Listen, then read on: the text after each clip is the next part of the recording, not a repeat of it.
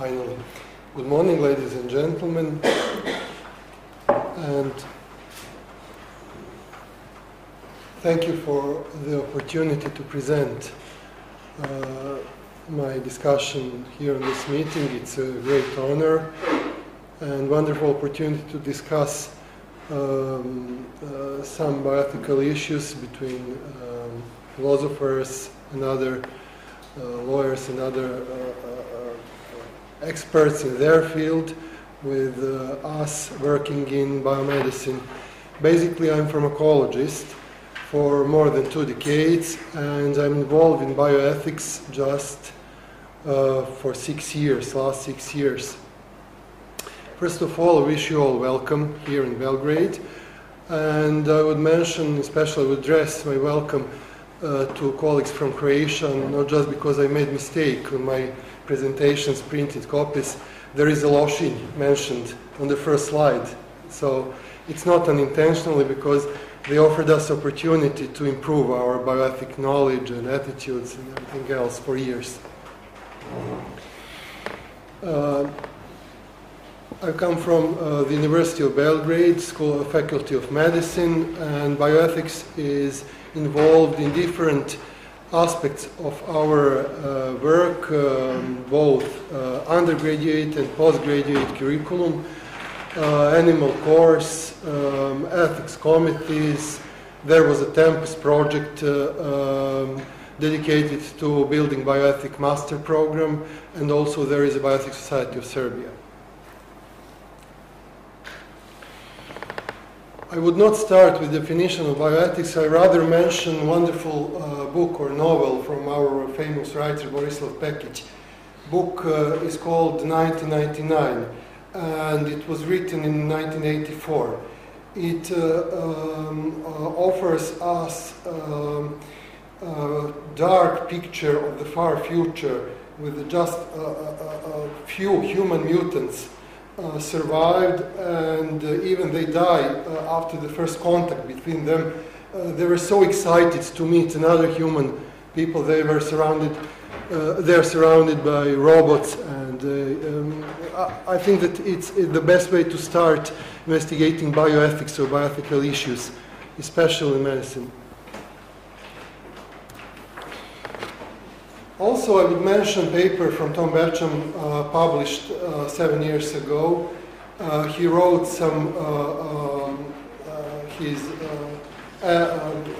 he wrote about the long-term stable marriage between philosophical, ethical theory and practical bioethics for decades. Existed such a marriage, but according to his opinion, next 25 years could be very different. He believed that marriage is troubled. I hope that such a meeting offers us opportunity to overcome such a problem or such a trouble. There is another paper, Does Bioethics Exist?, published 2 years ago. And in that paper, some differences, some problems in opinion of different people involved in bioethics are mentioned, but I think the best way to overcome such a problem or to solve, to answer to that question is to read wonderful papers. For example, Professor Nada Gosic, Pluriperspectivity and Integrative Bioethics, and some other. I would give you an example of pluriperspectivity or pluriperspective approach in my next slides, especially regarding use of experimental animals, non-human primates in development of biopharmaceuticals. Biopharmaceuticals have been born 2 or maybe 3 decades, but 2 decades ago, and especially became important after the end of the Human Genome Project at the beginning of the last decade. And a lot of questions arise after that related to biopharmaceuticals. Margaret Eaton published a paper, Ethical Issues Associated with Pharmaceutical Innovation, and She said that corporate managers responsible for the research, development, marketing pharmaceutical products inevitably encounter challenging ethical issues. Not just because drugs must be studied in animals and humans, but because of the intrinsic nature of drug products related to health, life, death, disability, and because also of that lapse in corporate ethics conduct could lead to the loss of public trust. And biotech drugs are just part of the wide range of biological therapeutics, both vaccines, blood derivatives, and other drugs could be mentioned here. But I will discuss biotech products and especially biosimilars. There was a problem to copy such complex molecules, namely biological entities are more complex than chemical entities, and it was not easy to obtain approval to copy such a drug, to produce generic drug. There is no generic drug in that field. I would mention just a trial in the United States. One pharmaceutical company tried to persuade the FDA to approve production of the copy or biosimilar or follow-on protein, as it's called in the United States, a few years ago.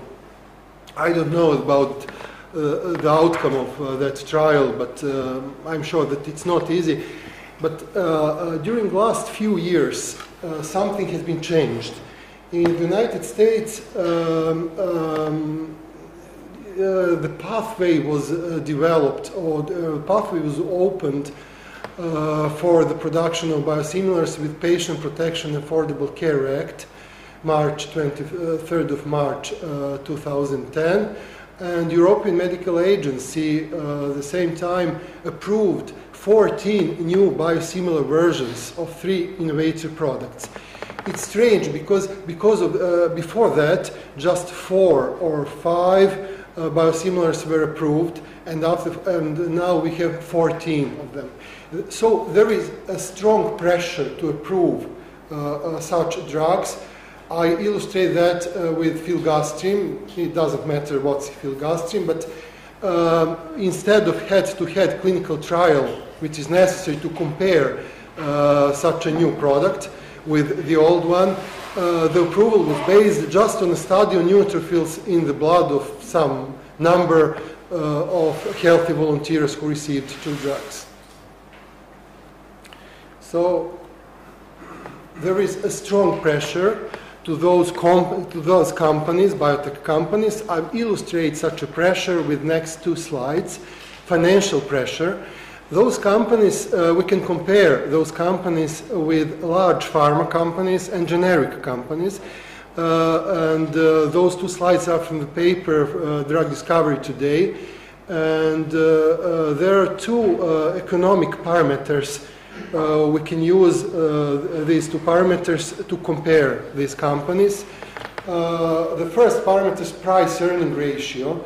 And actually, price-earning ratio is related to our opinion to our, as it stated in that paper, sentiment regarding those companies. Low price-earning ratio means that those companies are out of fashion. High ratio, they're more popular. And look at the yellow line, yellow trend. Yellow line is yellow curve is the curve about the PA ratio for biotech sector.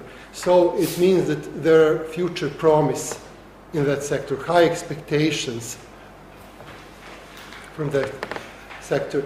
But actual situation is completely different. If we analyze return on total capital from those companies, they are on the bottom. So there is a strong pressure to those companies. Drug development process is long-term process, more than a decade for some drugs. From the first preclinical phase to the last clinical phase and approval. I will discuss 2 problems related, 2 bioethical issues related to biotech drugs. The first is use of non-human primates. and second, safety of those drugs, clinical safety. Pluriperspective approach to bioethics could be illustrated with different approaches to the use of experimental animals in drug development. There are 4 different approaches, from the pro-research approach to the fundamentalistic approach. But actually, in real life, there is a combination of all those approaches or attitudes. There is a pressure from fundamentalist animal liberation societies, as it's called by Peter Singer 3 decades ago. Animal liberation started then. And there is a pressure to improve welfare or to avoid some animal experiments, and actually it was fruitful for pharmaceutical industry, academic institutions, and all others. Newfield Council on Bioethics couldn't offer a single conclusion on the use of experimental animals in drug development. Rather, it offered 4 different approaches, and the second one was accepted by the majority of members of Newfield Council on Bioethics 5 years ago. It's some kind of utilitarian approach with some absolute restrictions, for example, the use of non-human primates or great apes. But actually, primates are used in different biomedical fields, for example, study of infections, immunology, multiple sclerosis, immunogenetics, etc. We are talking about different non-human primates. There are prosimians, then old world monkeys, new world monkeys, and great apes. In all those experiments or in the drug development process, there is a moderate to serious discomfort of those animals, but pharmaceutical companies defend the use of those animals with arguments related to the lack of those species in the wilderness. Actually, they said that they could protect from the extinction those animals in their pharmaceutical companies, farms, breeding establishments. There are different questions. I mean, we couldn't offer the simple answer to those questions. The first question is it acceptable to use experimental animals in drug development process? Even Peter Singer would agree that in some cases it's acceptable to use. And after that, if we accept that, there are another questions. Is it morally worse to use non-human primates instead of, for example, dogs? Do we actually understand their welfare? Are we able to understand their welfare? There are some principles to use lower species instead of higher, for example, mice instead of primates or frogs instead of mice, according to the development of their central nervous system. But are we able to completely understand their welfare? And what is the future? Probably it seems logical that we should decrease the use of non-human primates in such a process. And there are some advices. For example, there is an institute dedicated to 3 Rs in United Kingdom, and they offer some approach. I do not want to discuss with you in particular what is important, but we could reduce the number of non-human primates in drug development process. But it's not easy. In Nature in 2009, there was extensive discussion on the use of experimental animals, about the reliability of the information obtained from those experiments, and it seemed that use of non-human primates would be precluded in New European Directive 63/2010. But finally it was accepted. In final version it was accepted, and for example I would quote some neuropharmacologist, neurophysiologist, Rainer Nobelin from the University of Heidelberg, Germany. He worried about that restrictions on the use of non-human primates might encourage more testing on experimental therapies in humans, again the Nuremberg Code of Research Ethics. I believe in that. I will illustrate that with example of some drug, biotech drug, and safety of that drug later on. We still need non-human primates in some immunological tests during preclinical drug development phase. We could improve their welfare, but there are some alternatives. There are a lot of organizations advising something, but actually, look at the right panel of this slide. There is actually increase in the use of non-human primates during last decade. Despite all those advices, discussions, and everything else. There is large, there are numerous biotech medicines who were in development. I've just presented the report from 2008, and majority of those biotech drugs belonged to two groups: cancer-related conditions and infectious diseases. More than 400 new biotech medicines belongs to these two groups. And now I will discuss in brief safety of those drugs. As we realized, a majority of those drugs are used in the development of cancer-related treatment of cancer-related conditions. There are a lot of discussions, and it's not easy to answer to the question, for example, on the recruitment of volunteers. You may know that cancer patients suffering from cancer, are involved from the beginning of the clinical trial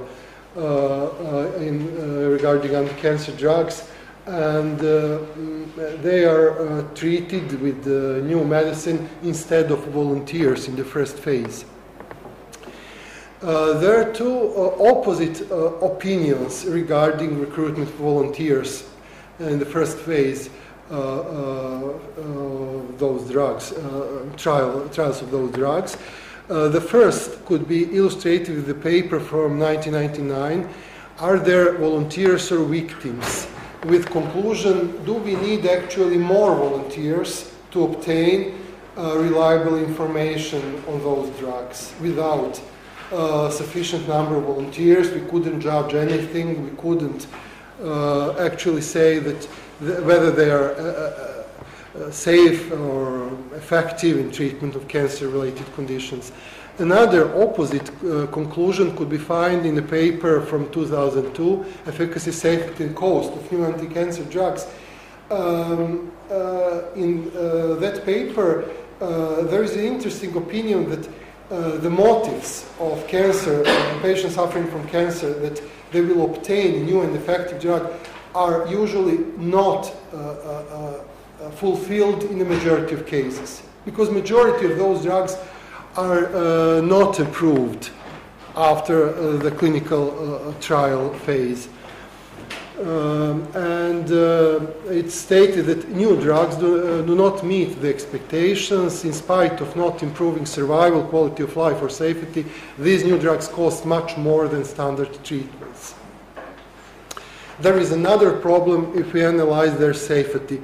Regarding biotech drugs used for the treatment of cancer, we need specific registries for the safety of those drugs for specific in the treatment of specific conditions. It's not the different safety profile of the biotech drug, for example, infliximab, monoclonal antibody in the treatment of sarcoidosis and Crohn's disease, for example. And it's, in my opinion, it's the matter of the individual and collective responsibility in that field. In the analysis of, I would not analyze the particular risk of biotech drugs in the treatment of cancer patients suffering from cancer. I would just try to illustrate whether the collective responsibility exists in the assessment of the risk from those drugs. There are individual and collective ethics regarding drug development and analysis of drug safety. Individual ethics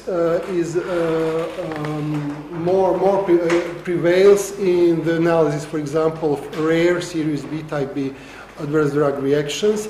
and the Bayesian approach, statistical Bayesian approach, is more reliable for the individual ethics.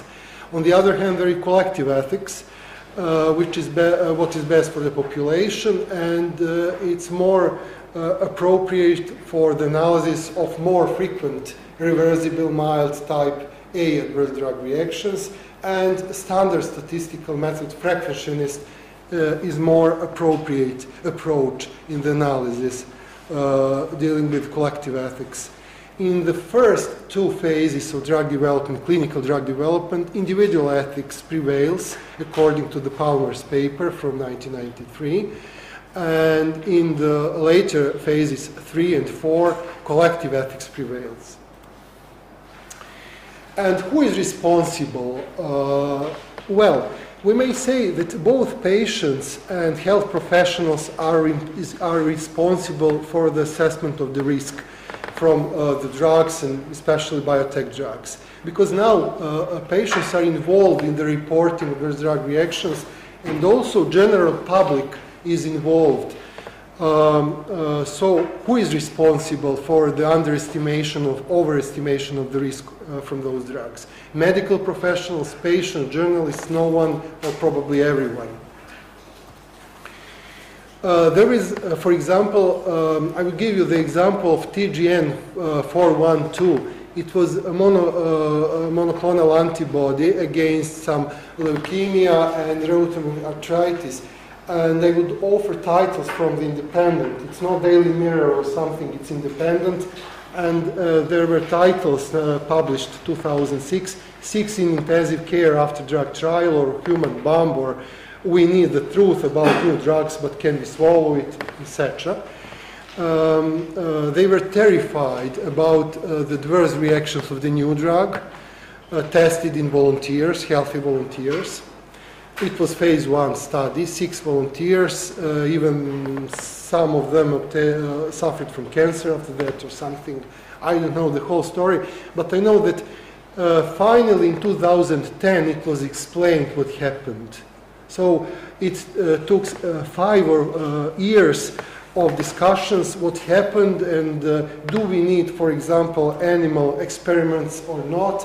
And the conclusion from the United Kingdom, they are animal welfareists, as you may know, there was a conclusion, journal Nature, animal test inescapable after the extensive discussion.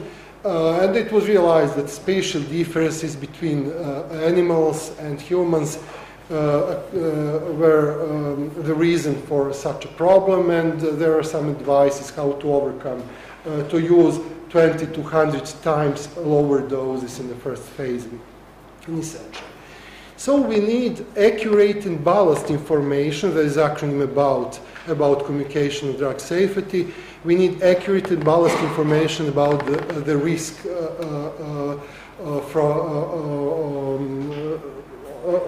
from drugs, especially in development phase. And if we need such an accurate and balanced information, we need health professionals to be well informed. But it's not the case. I will give you at the end of my presentation 2 examples. The first example is the survey. Our students of the third and the 6th year, blue one, blue square is students of the 3rd year, and yellow one. 3rd year, blue one, the 6th year. 3rd year students haven't passed pharmacology, and students of the 6th year passed both pharmacology and clinical pharmacology courses. Students, as we expected, students of the 6th year were more reliable regarding the information on adverse drug reactions. When we asked them about their information on adverse drug reactions obtained during undergraduate medical training. But when they have to rank the risk from different drug groups, they ranked the risk as laypersons, not as medical professionals. They thought that aspirin, there is a lower risk, lowest risk from the aspirin, and highest risk, for example, from benzodiazepines or anxiolytic or hypnotic drugs.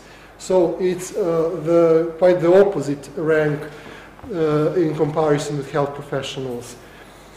And also, it's not a problem with our students. In 2010, it was published in British Journal of Clinical Pharmacology that up to 70% of their young doctors failed on the test of their prescribing skills. They would kill their patients in some cases. 25 to 70% of their doctors failed when they were tested. So it's not a problem just in Serbia. And I would finish with a conclusion from Isabel Baker's paper on individual collective responsibility. In such ways, the bystander effect could be overcome at least to a certain extent by moving individuals' focus away from feeling uninspired by their diffusion of responsibility and towards individual responsibility being promoted in a way that makes them feel as though their combined efforts will make an effectual collective. Thank you very much.